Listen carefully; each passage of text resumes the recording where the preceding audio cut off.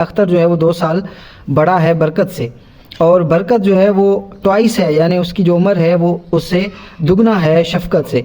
तो अब इन ऑप्शन को हम अप्लाई करके जो है वो देखते हैं और इस क्राइटेरिया पे देखते हैं कि ये उतरते हैं या नहीं। अब इन सब का अख्तर, बरकत और शफकत के एजेस को हम ऐड करें तो जवाब जो है वो 27 आता है। तो शफकत यहाँ पे हमसे पूछा जा रहा है कि शफकत का एज क्या है। हम फॉर एग्जांपल कहते हैं कि शफकत अगर 12 साल का है तो शफकत से जो बरकत है वो ट्वाइस है, यानी उससे जो है वो दुगना है, तो बरकत जो है वो 24 का होगा। और अख्तर जो है वो बरकत से भी 2 साल बड़ा है, तो अख्तर जो है वो 26 साल का होगा।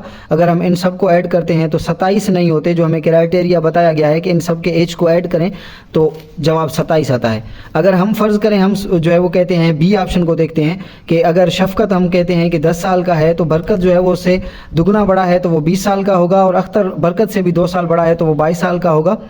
तो अगर यहाँ पर हम ऐड करें सबको तो 27 नहीं आता इनके एज, अगर हम ऐड करें।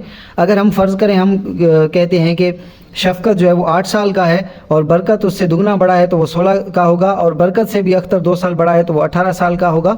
इनको भी अगर हम ऐड करें तो 27 नहीं बनते। जो आखिरी ऑप्शन है 5, मुझे लगता है कि यही सही होगा।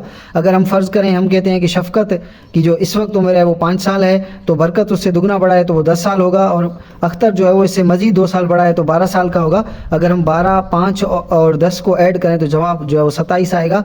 तो यहाँ पे जो ऑप्शन है 5 वो दुरुस्त है। तो पहले इस तरह के एज प्रॉब्लम्स को आपने समझना है कि ये कह क्या रहे हैं, उसके बाद इन ऑप्शंस को आपने इस क्राइटेरिया पे जो है वो मैच कराना है। तो इससे जो है वो आप आसानी से जो क्वेश्चन है उसका जो राइट आंसर है उस तक पहुंच सकते हैं। Thank you.